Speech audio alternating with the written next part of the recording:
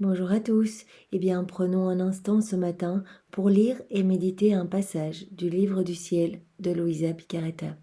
Au nom du Père qui m'a créé, du Fils qui m'a sauvé et du Saint-Esprit qui me sanctifie. Amen. Jésus, je me plonge en toi dans ta divine volonté, je m'unis à toi, je m'identifie à toi, je me fusionne en toi et je te laisse le champ libre complet sur ma vie. Je te donne les commandes de mon existence et je te demande de venir agir à partir de toute mon humanité que je t'offre ce matin. Engage mon amour pour toi.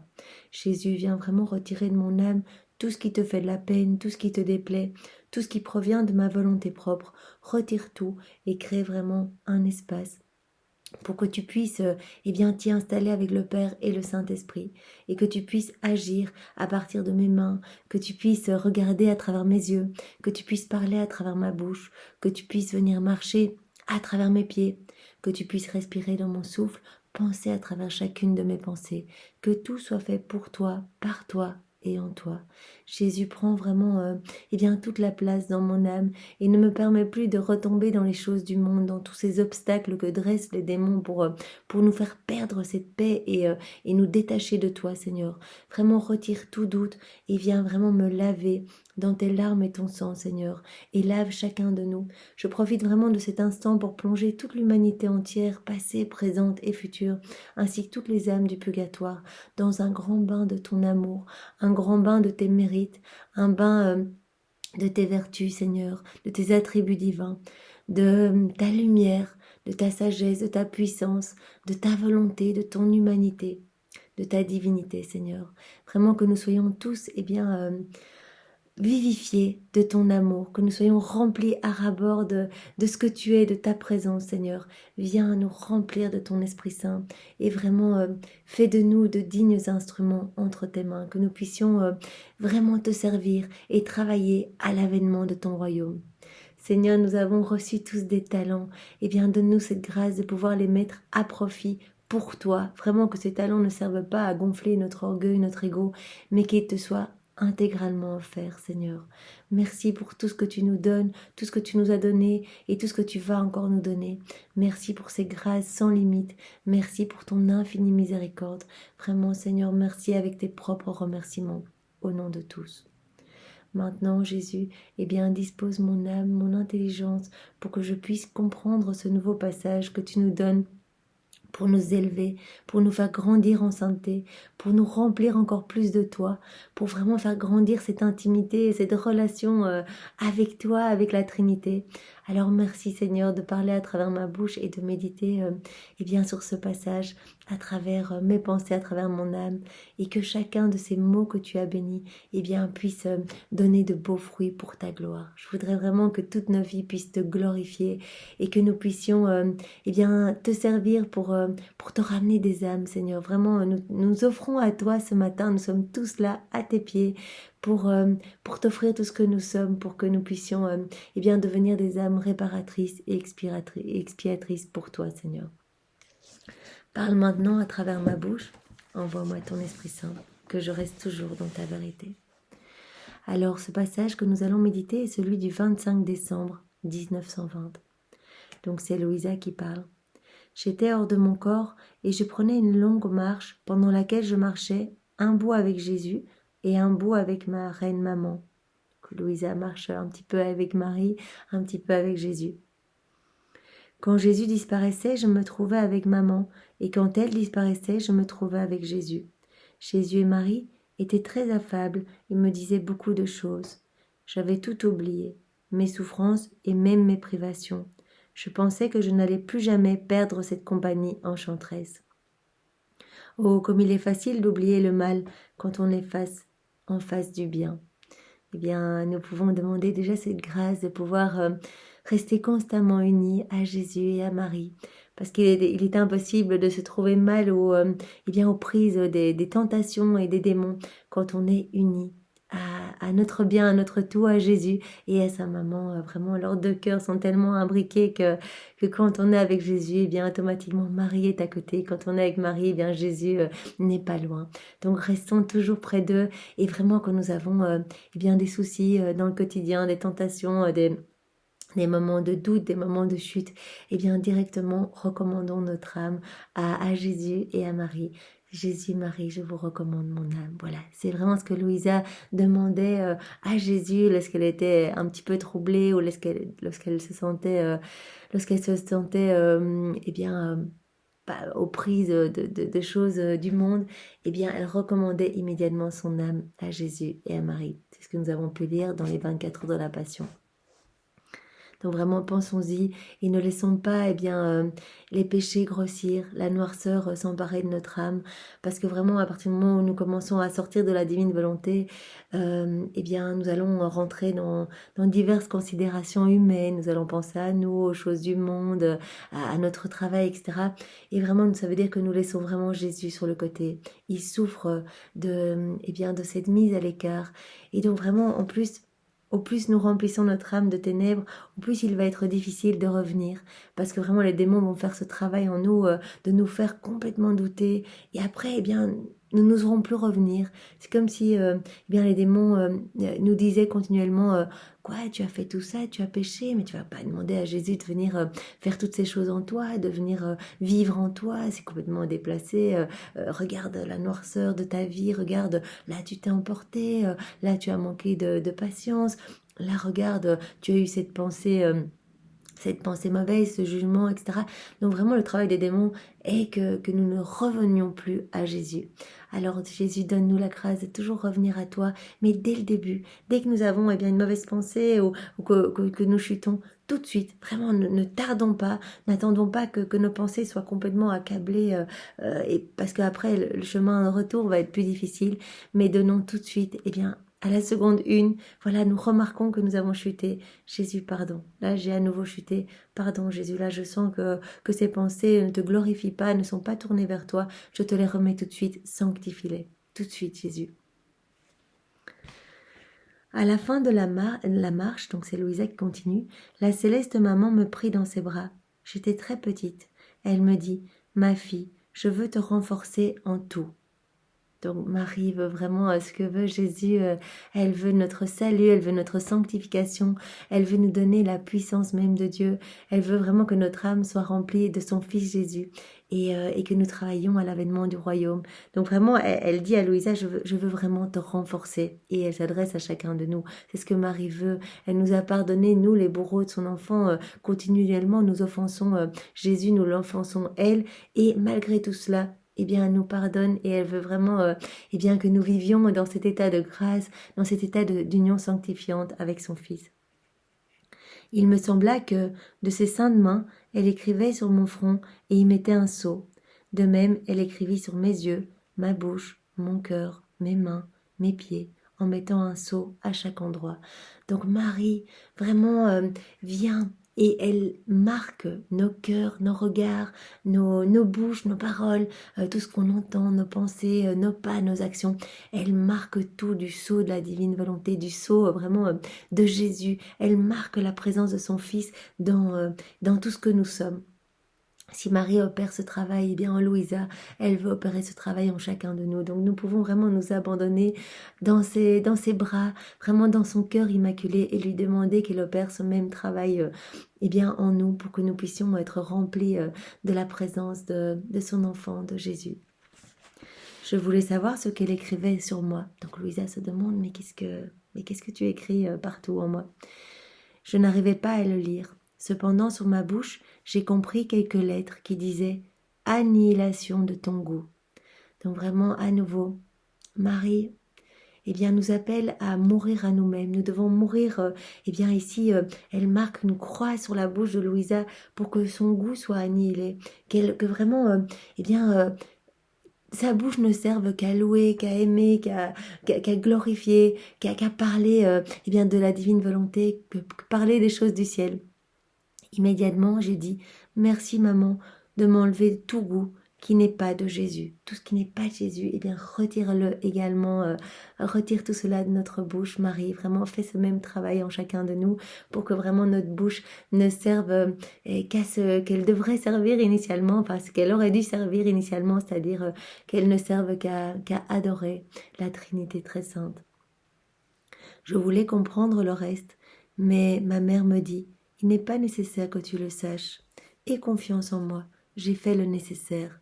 Elle me bénit et disparut, après quoi je me retrouvai dans mon corps.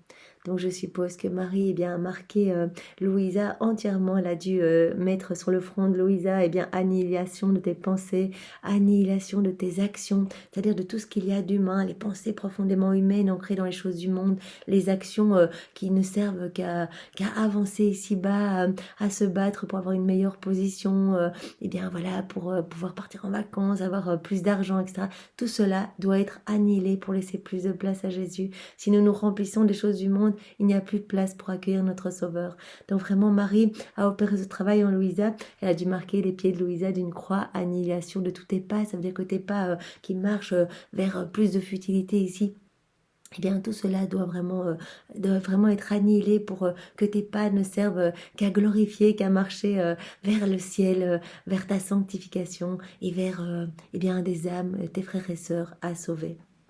Plus tard, mon doux Jésus revint. Il était un tendre petit bébé pleurant et grelottant de froid. Il se jeta dans mes bras pour être réchauffé. Donc vraiment, Jésus se représente souvent comme un petit enfant, vraiment tout humble, vraiment, et il se laisse porter par Louisa, qui le voit grelottant de froid, vraiment face à nos froideurs, nos indifférences, toutes ces fois où nous le rejetons. Je l'ai serré sur moi et je me suis fondue dans sa volonté, afin de prendre les pensées de tous, de les ajouter aux miennes et d'en entourer Jésus grelottant.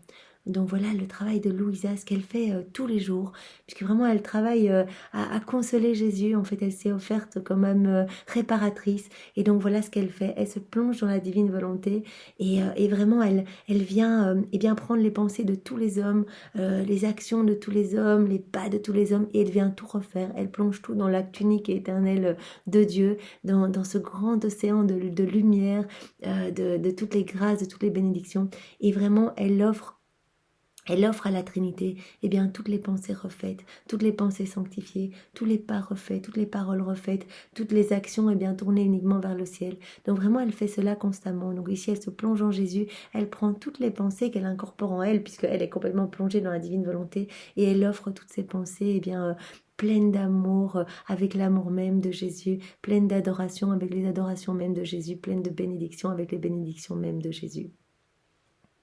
Je lui présentais aussi les adorations de toutes les intelligences créées. Donc voilà, elle fait la même chose, elle reprend toutes les intelligences dans la divine volonté de Jésus, elle les tourne vers le Christ, vers la Trinité, et elle n'offre qu'adoration et louange, et vraiment avec les adorations les plus parfaites, puisqu'elle prend vraiment l'amour du Père, l'amour du Saint-Esprit, l'amour de Jésus pour tout réoffrir. Ensuite, je me suis emparée des regards de tous et je les ai dirigés vers Jésus pour le distraire de ses pleurs. Donc elle a fait la même chose avec les regards. Elle a pris les regards mauvais, tournés vers le monde, tournés vers voilà les petites choses d'ici-bas. Et elle a repris tous ses regards, elle les a mis dans ses yeux à elle, puisqu'elle est immergée dans la divine volonté, et elle a tourné son regard, incluant les regards de toutes les créatures, dans ses yeux pour ne regarder que Jésus. Elle l'a regardé avec amour, avec l'amour même de Jésus, pour vraiment le consoler, le réchauffer face à tant de mépris et d'ignorance. Vraiment, Jésus est confronté tous les jours à des regards qui ne le regardent pas, à des mains qui ne sont pas tournées vers lui, à des paroles qui parlent de petites choses du quotidien, mais qui ne parlent pas de lui, qui ne l'aiment pas, qui ne le louent pas. Et donc vraiment, il grelotte de froid, et il voudrait être réchauffé par notre amour. Et donc Louisa répare pour tous les hommes, et nous pouvons vraiment nous unir à Louisa, et nous pouvons faire cela tous les jours. Tous les jours, nous pouvons faire une petite prière le matin, non seulement pour vraiment s'immerger dans la divine volonté de Jésus et lui offrir toute notre journée, lui demander d'agir dans tout ce que nous sommes et dans chacune de nos actions. Mais nous pouvons faire tout cela au nom de tous, remercier au nom de tous, demander pardon au nom de tous, aimer au nom de tous, glorifier au nom de tous. Vraiment, c'est quelque chose que nous devons faire et prendre l'habitude de faire tout au long de notre journée. Quand nous voyons des belles choses, merci Seigneur, merci avec tes propres remerciements au nom de tous. Merci pour tout cet amour, ces petites feuilles qui bougent, les insectes, les oiseaux, toute ta création. Merci Seigneur infiniment, merci pour la vie. C'est incroyable, je suis encore en vie, et cela tient vraiment uniquement de ton souffle souffle. Donc vraiment, malgré mes péchés, malgré mes fautes, tu m'aimes au point de vraiment de m'accorder la vie et de venir vraiment dans mes battements de cœur, parce que vraiment tu nous donnes cette grâce de la divine volonté. Alors merci vraiment au nom de tous. Je m'unis à toi également pour eh bien réparer tout ce qu'il y a de laid, tous ces hommes eh bien, qui t'offensent par leur comportement, leur faiblesse, ignorance, négligence, par les sacrilèges, les blasphèmes, les rites sataniques, les personnes qui n'ont pas la foi en ta miséricorde. Voilà toutes ces offenses, Seigneur, les offenses dans le Saint-Sacrement, les offenses que tu reçois à la messe, dans l'Eucharistie. Voilà, toutes ces offenses, j'entends les réparer en t'offrant ton amour, Seigneur, au nom de tous. Vraiment, à chaque instant, reçois tout cet amour et vraiment enveloppe-toi de cet amour pour pouvoir recevoir à chaque instant eh bien, un petit baume consolateur sur ton cœur blessé par tant d'outrages. Donc voilà, c'est ce que nous sommes invités à faire et c'est ce que Louisa fait voilà, dans ce passage-ci. Je me suis emparée de tous les regards de tous et je les ai dirigés vers Jésus pour le distraire de ses pleurs. Je m'emparai également des bouches, des paroles et des voix de toutes les créatures afin que toutes le baisent pour qu'il ne pleure plus et qu'il soit réchauffé par leur haleine. Donc vraiment, elle vient avec bienveillance et amour et bien rendre tout ce que les hommes normalement doivent à la Trinité et ne donnent pas. Et c'est pour cela que Jésus est mendiant d'amour qui souffre horriblement de ne pas recevoir d'amour et de ne pas pouvoir le donner. Parce que bien évidemment, si les hommes ferment leur cœur, Jésus ne peut rien donner. Et ses grâces et ses bénédictions restent, voilà, le brûle en fait. Tout cet amour, eh bien, il est obligé de garder cet amour en lui et il cherche des âmes qui souffrent, des cœurs qui souffrent pour pouvoir tout y déverser. Et donc il dit, moi je donnerai les grâces de 10, de 100, de 1000, de 100 000 personnes, voire plus d'un pays entier. Vraiment toutes ces grâces qui sont refusées, toutes ces bénédictions qui sont rejetées. Et ça me fait souffrir de voir mes enfants se perdre et préférer les ténèbres plutôt que d'accepter eh bien, que je les prenne par la main et que je les sauve, que je les sanctifie, que je les embellisse, que j'ennoblisse leurs âmes. Eh bien toutes ces grâces, je vais venir les déverser dans le cœur qui m'aime.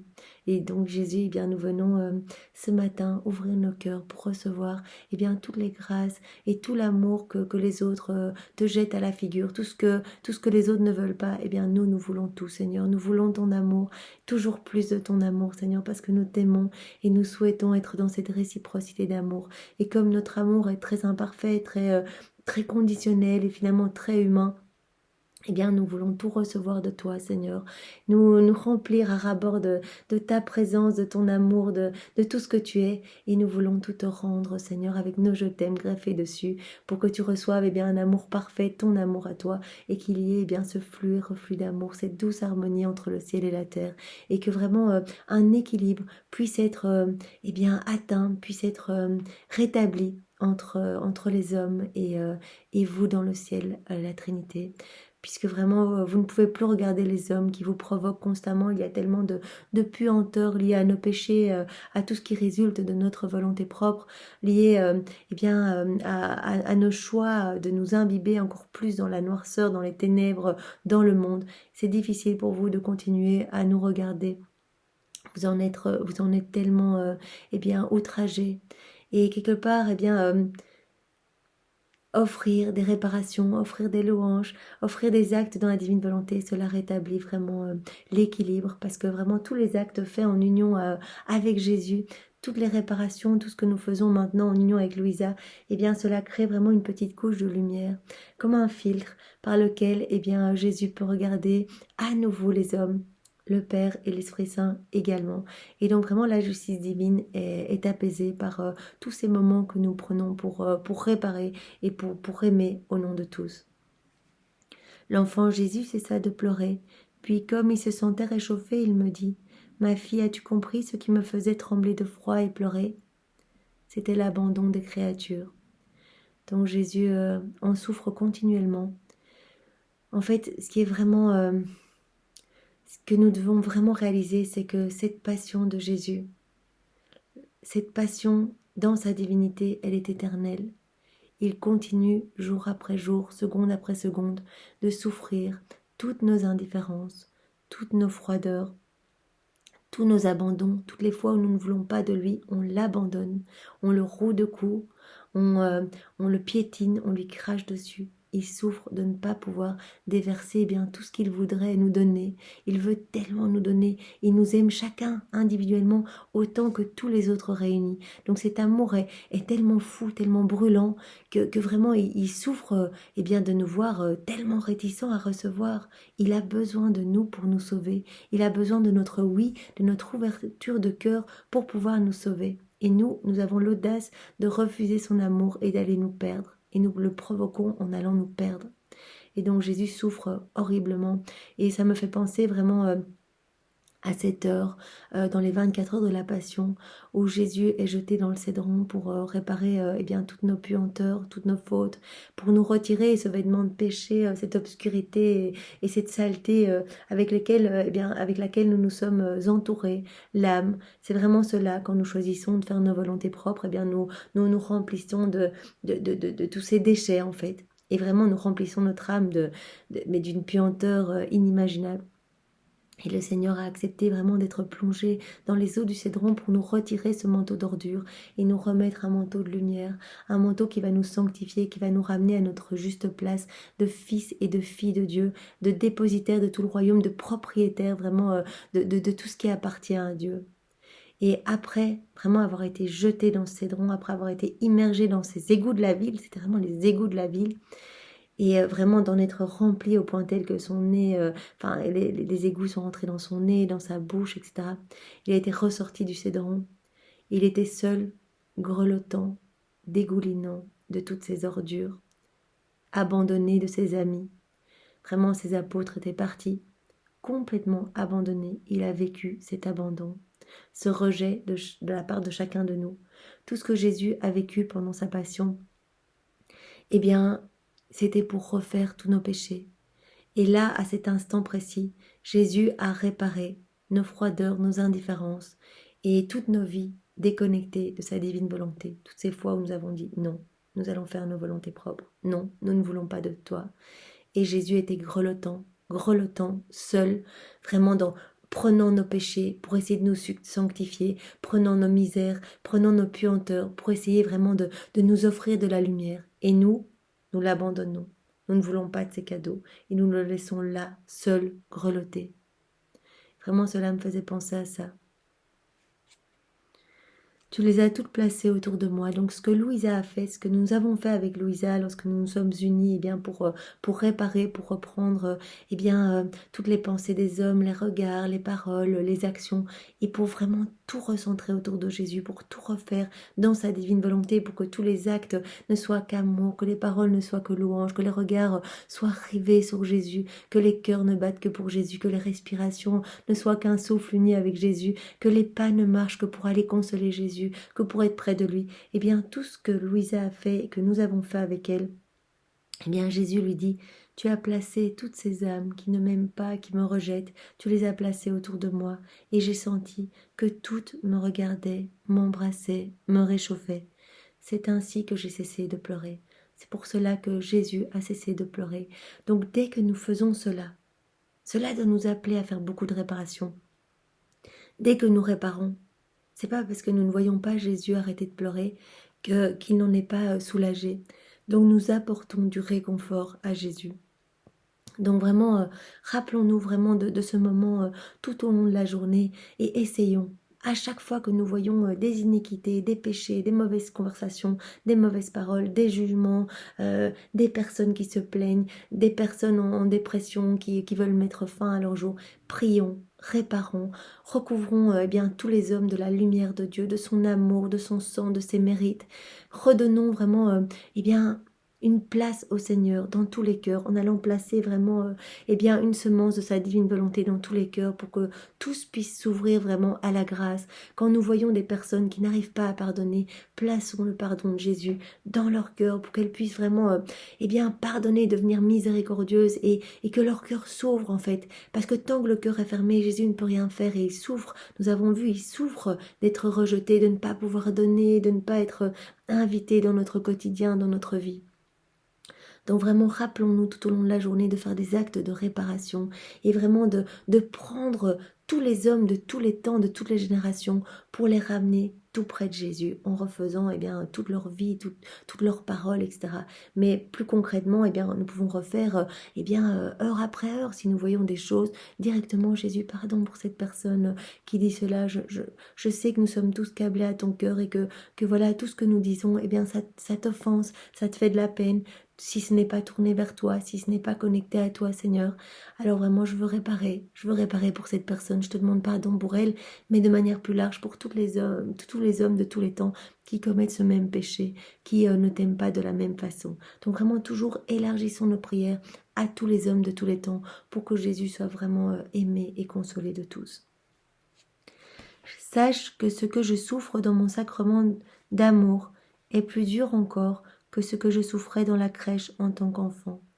Donc Jésus nous dit que ce qu'il souffre dans son sacrement d'amour, c'est terrible. Il souffre vraiment ces froideurs, ces indifférences continuellement, plus que ce qu'il a souffert lors de sa naissance dans cette petite crèche glaciale. Il suffit de lire les écrits de Maria Valtorta pour se rendre compte que c'était en plein hiver, que c'était une petite grotte sans porte, vraiment complètement délabrée avec des chauves-souris, enfin des trucs complètement affreux, des animaux, donc un bœuf et un âne. Vraiment du foin sali par les déchets des animaux. Vraiment, il faisait froid, tout était glacial. Joseph avait essayé d'allumer un petit feu, mais tout était tellement enfumé qu'il avait dû éteindre. Donc il avait essayé de réchauffer un peu la paille, etc. Donc on peut s'imaginer un petit nouveau-né qui a besoin de chaleur. Bien même les petits draps devaient être glacés. Et donc vraiment, cette froideur qu'il a dû vivre pour réparer toutes nos froideurs et nos indifférences, à nouveau rien n'est laissé sans une réparation de la part de Jésus. Il dit que ce qui souffre dans son sacrement d'amour, c'est pire. C'est pire. Cet amour qui est rejeté constamment, c'est pire que sa naissance, ce qu'il a enduré comme froid, vraiment à ne pas pouvoir même se réchauffer. Il devait être vraiment glacé dans cette petite mangeoire. La grotte, quoique froide, était spacieuse. J'y trouvais de l'air pour respirer. Même si c'était très froid, Jésus pouvait quand même respirer. L'hostie, elle est froide, elle aussi, mais elle est tellement petite que j'y manque d'air. Dans la grotte, j'avais une mangeoire et un peu de paille comme lit. Dans ma vie sacramentelle, même la paille me manque, et pour lit, je n'ai qu'un dur et froid métal.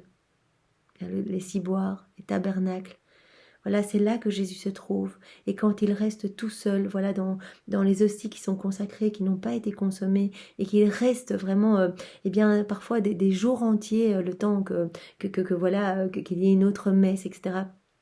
Et qu'il se trouve confronté à vraiment de la froideur des personnes qui rentrent dans l'église, qui ne s'agenouillent pas, où il y a parfois des concerts, où il y a des personnes qui papotent, qui chuchotent devant le tabernacle. Et Jésus est seul. Il dit, moi, j'ai même pas de l'air, c'est tellement petit. J'ai même pas de paille. J'ai même pas de lit. Je n'ai que comme lit que le dur métal du ciboire, finalement.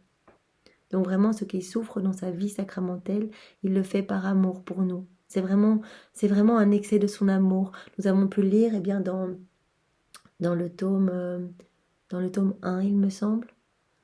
Je pense qu'on commence dans le tome 1 par tous les excès d'amour de Jésus, dont justement celui d'avoir accepté de venir ici, s'enfermer aussi dans le petit ventre de Marie.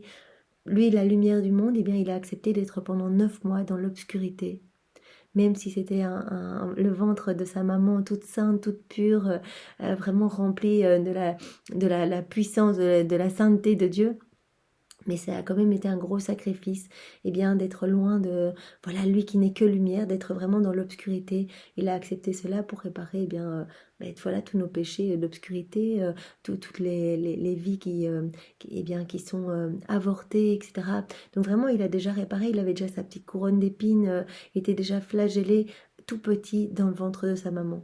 Donc vraiment, ici, il revient sur le fait que, il souffre dans l'hostie. Il souffre de ce manque de place, de ce manque d'amour et surtout du manque de réciprocité à son amour. Il fait tout cela pour nous.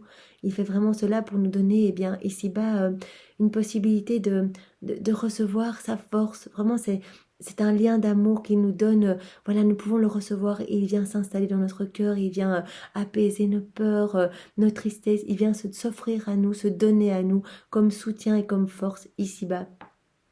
Et nous, eh bien, très souvent, eh bien, les grâces ne peuvent pas être déversées dans nos cœurs parce que nos cœurs sont fermés, ne sont pas disposés à recevoir et vraiment, ben voilà, on pense à autre chose au moment de la communion, on le reçoit dans de mauvaises dispositions, vraiment encore chargé des choses du monde, peut-être le cœur rempli, eh bien, d'un pardon qu'on ne veut pas donner ou de haine ou de colère ou que sais-je. Et vraiment, Jésus, eh bien, doit vraiment vivre ce qu'il a vécu quand il a été plongé dans le cédron. Vraiment, parfois il ressent la même chose que quand il est immergé quand il a été immergé vraiment dans les égouts de la ville. Il ressent vraiment la même chose quand il descend. D'abord sur nos langues mordantes et pleines de vices, pleines de méchanceté, pleines de jugement, et puis après dans nos cœurs qui sont chargés des choses du monde et sombres. Donc vraiment c'est important avant d'aller communier, vraiment déjà d'arriver à l'heure à la messe parce que c'est tellement beau ce qui s'y passe que vraiment il faut que nos cœurs soient vraiment un petit peu déconnectés des choses du monde. Et nous pouvons demander, eh bien avant que la messe commence, à Jésus de venir vraiment vivre cette messe en nous et de nous disposer complètement à recevoir toutes les grâces qu'il veut nous donner.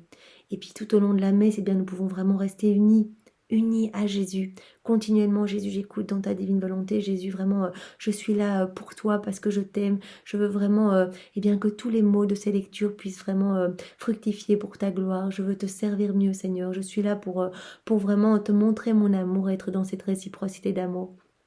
À l'offertoire, nous pouvons bien sûr offrir nos vies, nos volontés, vraiment nous unir à Jésus pour qu'il puisse venir prendre possession de toutes nos humanités, qu'il puisse vraiment agir à partir de nos mains, de nos regards, de nos bouches, de nos pas, etc. Et puis après, vraiment, au moment de la consécration, nous pouvons nous unir à Jésus, unir notre communion à sa communion lors de la dernière scène. Nous pouvons lui dire, eh bien Jésus, voilà, je veux que ma communion porte les fruits de ta communion. Je veux que ce soit toi qui te communies à travers mes mains. Jésus, je me prosterne à tes pieds. Je veux être là avec toi lors de la dernière scène. Je me prosterne à tes pieds avec ta maman, Marie-Madeleine, et je viens t'offrir tout ce que je suis. Je veux vraiment que tu prennes ma volonté, que tu t'en serves comme marchepied pour ta divine volonté. Je veux qu'il n'y ait que toi dans mon cœur. Je veux vraiment atteindre le dernier degré de la vie dans ta divine volonté, ce 4e niveau où vraiment on ne ressent que du divin. Je ne veux plus vraiment ressentir d'humain, Seigneur. Je veux vraiment que tu gommes tout ce qu'il y a d'humain en moi. Et vraiment au moment de la consécration, eh bien, du pain, donc nous pouvons vraiment nous offrir à Jésus. Et au moment de la consécration, eh bien, du sang, du vin, eh bien, nous pouvons vraiment plonger toute l'humanité entière, passée, présente et future, dans le calice du sang de Jésus. Et vraiment, nous pouvons honorer, nous consacrer à son sang précieux, nous jeter à ses pieds, nous prosterner, eh bien, au nom de toute la famille humaine, de toutes les générations passées, présentes et futures, pour aimer et adorer le sang de Jésus et lui dire que son sang, eh bien, n'a pas été versé en vain et que nous allons travailler pour tous les jours venir nettoyer les âmes avec son sang précieux et lui ramener mais beaucoup de ses enfants. Puis après, nous pouvons bien prier pour l'Église en union avec Jésus, vraiment les recouvrir toute l'Église catholique, les fondations de l'Église, du sang précieux, et puis toutes les âmes du purgatoire. Après, nous pouvons les plonger dans un grand bain des mérites de Jésus, de son sang, de sa divinité, de son humanité, de sa volonté, etc. Donc vraiment, nous devons vivre cette messe, mais remplie de l'amour même de Jésus. Ça ne sert à rien d'y aller parce qu'il est trop offensé. Si on y va et qu'on pense à autre chose, qu'on y va par mondanité, c'est une offense qui est encore plus cruelle que ce qu'il a vécu lors de sa passion. Il le dit, les personnes qui viennent me recevoir, eh bien, avec des prières mal faites ou qui pensent à autre chose, eh bien, je revis ma passion. Mes oreilles sont plus molestées que tous les blasphèmes que j'entendais pendant ma passion. Je reçois à nouveau les coups, je baisse la tête pour recevoir eh bien, les opprobes, les crachats, etc. Quand nous venons communier, que nous ne sommes pas disposés, quand nous allons adorer, que peut-être nous sommes là et que nous pensons autre chose, ou que nous récitons des prières toutes faites sans être vraiment connectés à Jésus, eh bien réparons, nous pouvons également réparer pour toutes les communions mal faites, toutes les messes mal célébrées, avec peut-être des âmes qui sont consacrées à Jésus et qui pensent à autre chose ou qui ne croient pas vraiment à la présence véritable de Jésus dans l'Eucharistie. Nous pouvons réparer pour toutes les adorations, refaire faire toutes les adorations dans sa divine volonté, toutes les adorations passées, présentes et futures. Nous pouvons également refaire toutes les sorties de messe dans la divine volonté. Nous savons combien Jésus eh bien, est offensé de voir qu'il a tout donné. C'est comme si nous nous trouvions au pied du mont... enfin vraiment au pied de la croix, sur le mont Golgotha, et que vraiment nous assistions en fait vraiment à la mort de Jésus sur sa croix, et qu'il venait nous recouvrir de son sang. Il nous donne tout, sa maman est là, il y a toute la cour céleste, tous les anges, tous les saints. Et il voit que, voilà, non seulement pendant la messe, eh bien, les hommes n'offrent rien pendant l'offertoire, sont complètement déconnectés, pensent peut-être à ce qu'ils vont manger le soir, etc.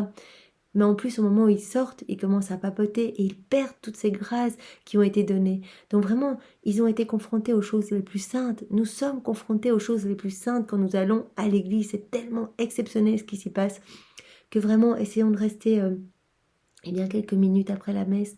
Pourquoi pas, voilà, une dizaine de minutes. Restons vraiment pour savourer la présence de Jésus dans notre cœur. Ne nous replongeons pas directement dans les choses du monde, sinon Jésus est contraint de sortir de nos cœurs, puisque nous remettons de nouveau de la noirceur. Donc vraiment, Jésus souffre dans l'Eucharistie, souffre vraiment dans le sacrement de son amour, mais plus que tout ce qu'il a souffert vraiment dans son humanité, dans sa petite humanité, lors de sa naissance, qui a dû vraiment être déjà pénible pour un petit nouveau-né. Nous voyons déjà, voilà, quand le chauffage est cassé, comment déjà on a froid, c'est déjà difficile, on a des gros plus chauds, etc., des grosses couettes, mais je me dis, Jésus, Marie et Joseph, comment ils ont dû souffrir, eh bien de vraiment en plein hiver et en plus du rejet des hommes, voilà, ils ont dû vraiment eh bien toquer à tellement de portes et tous ces cœurs se fermaient, toutes ces portes se refermaient. Donc vraiment réparons, le Seigneur nous appelle à réparer. Dans la grotte, j'avais ma chère maman qui me prenait très souvent avec ses mains très pures et me couvrait de ses chaleureux baisers afin de me réchauffer et d'apaiser mes pleurs. Elle me nourrissait de son lait très doux. Dans ma vie sacramentelle, c'est tout l'opposé. Je n'ai pas ma maman, et si on me prend, je ressens souvent la touche de main indigne. Voilà des personnes consacrées qui consacrent vraiment et qui sont peut-être en état de péché mortel, qui sont parfois indignes de consacrer Jésus. Qui sentent la terre et le fumier, Jésus, eh bien parfois ressent eh bien que ces âmes consacrées renouvellent à nouveau le déicide. Vraiment, il se sent comme à nouveau l'agneau immolé entre ses mains impures. Et ses mains, pour lui, sont vraiment, sentent le fumier, sentent le péché, sentent eh bien, l'indifférence, sentent l'incrédulité. Et Jésus en souffre, mais pas que les âmes consacrées. Il souffre eh bien, lorsque nous le recevons dans nos mains indignes, nos mains pleines de péché, vraiment lorsque nous sommes trop tournés vers les choses du monde. C'est pour cela que je pense que voilà, si on peut vraiment se disposer à recevoir Jésus, l'aimer et demander avant de communier à Marie de venir elle-même préparer votre cœur, d'y mettre eh bien, toute sa pureté, tous ses actes d'amour depuis sa conception jusqu'à son assomption, tous les actes d'amour de Jésus, les actes d'amour de tous les saints, de tous les temps, vraiment l'amour du Père, l'amour du Saint-Esprit, et vraiment allons communier complètement unis à Jésus. Et si c'est possible, communion sur directement sur la langue, parce que vraiment nous ne sommes pas dignes. Jésus est vraiment présent dans l'Eucharistie. Nous ne sommes pas dignes de le toucher avec nos mains qui ont fait, voilà, qui ont fait la cuisine avant, peut-être d'autres choses. C'est notre Seigneur, c'est notre Dieu. Mettons-nous à genoux, recevons-le, eh bien, sur notre langue qui est déjà, eh bien, mordante et qui va déjà le faire souffrir. C'est pour ça que nous pouvons vraiment unir notre bouche à sa bouche, nous unir complètement à lui pour que vraiment nous soyons disposés, que ce soit lui-même qui se communie en nous. Comme je sens leur puanteur, vraiment à toutes les âmes qui le reçoivent ou les âmes consacrées qui le consacrent. Comme je sens leur puanteur plus que le fumier que je sentais dans la grotte. Plutôt que de me couvrir de baisers, ils me couvrent d'actes irrévérencieux. Plutôt que de lait, ils me donnent l'amertume de leur sacrilège, de leur indifférence et de leur froideur. Dans la grotte, il y avait Saint Joseph. Saint Joseph ne me privait jamais d'un peu de lumière ou d'une petite lampe pendant la nuit. Dans le sacrement, combien de fois je reste dans le noir, même la nuit. Eh bien oui, dans tous les tabernacles, Jésus est vraiment seul. Donc nous pouvons vraiment y aller, même si le tabernacle est fermé, même s'il n'y a pas eh bien, l'exposition du Saint-Sacrement, si il n'y a pas une adoration formelle, eh bien nous pouvons toujours nous jeter aux pieds du tabernacle. Et il y a toujours Jésus dedans. S'il y a la petite lumière rouge à côté, eh bien il y a des hosties consacrées, Jésus est là. Donc vraiment nous pouvons lui tenir compagnie. Et n'oublions pas vraiment de lui dire, Jésus, je reste avec toi dans toutes les hosties consacrées, comme nous avons vu eh bien, dans un autre passage il y a quelques jours. Jésus nous appelle à venir nous unir à lui dans toutes les hosties consacrées. Jésus, je reste avec toi. Je veux te tenir compagnie. Et vraiment, nous n'allons pas rester que dans cette hostie eh bien, qui se trouve entre les mains du prêtre, mais dans toutes les hosties de tous les temps, puisque nous le faisons dans la divine volonté de Jésus. Eh bien, vraiment, notre union à Jésus est vraiment infinie, est éternelle et vraiment devient vraiment divine. Et donc vraiment, nous serons avec lui dans chacune des hosties consacrées, dans chacune des hosties eh bien, qui se trouve dans chacun des tabernacles, dans tous les ciboires, vraiment, et ainsi Jésus ne sera plus seul. Nous pouvons lui dire, Jésus, je reste avec toi et je te dis continuellement, je t'aime, je t'adore, je te loue, je te bénis, je te remercie dans ta divine volonté, avec ton amour, tes adorations, tes louanges, tes bénédictions et tes remerciements. Et je le fais au nom de tous, Seigneur, pour que constamment, eh bien, tu sois réchauffé par tout cet amour. Comme ma situation sacramentelle est souffrante, combien de larmes cachées qui ne sont vues de personne, combien de gémissements qui ne sont pas entendus. Si ma situation comme nourrisson te porte à la pitié, combien devrais-tu être ému de pitié pour ma situation sacramentelle? Bien, aujourd'hui, voilà, Jésus s'adresse à chacun de nous et nous demande vraiment d'ouvrir notre cœur et d'avoir pitié de lui dans sa situation sacramentelle. Vraiment, allez, prenons cet engagement aujourd'hui, d'aller tous les jours adorer. Qu'il y ait adoration ou non, Jésus est toujours là dans chaque tabernacle. Et donc, allons tout près de Jésus, mettons-nous à genoux et allons lui tenir compagnie, lui qui est tellement souvent seul, qui verse des larmes de sang pour chacun de nous, pour notre salut. Allons vraiment. Prenons cet engagement, ça ne prend pas tellement de temps et vraiment réparons au nom de toutes les âmes froides et indifférentes. Et si nous pouvons combiner eh bien, avec une petite messe, ce serait chouette. Voilà, partout, il y a des petites messes d'une demi-heure en semaine, tous les jours. Une petite messe suivie eh bien, d'un temps où on reste vraiment en présence de Jésus et où on vient l'adorer au nom de tous. Eh bien, ce serait vraiment magnifique. Et cela permettrait eh bien, de rétablir vraiment un équilibre entre le ciel et la terre et que Jésus reçoive eh bien, de l'amour au nom de tous ceux qui ne lui en donnent jamais. Des remerciements au nom de tous ceux qui ne le louent jamais, qui ne sont pas reconnaissants. Et bien voilà, chers frères et sœurs, j'espère vraiment que vous allez pouvoir donner ce temps à Jésus au nom de tous. Passez une belle journée dans la divine volonté de Jésus. Soyez tous bénis. Au nom du Père et du Fils et du Saint-Esprit. Amen. Belle journée.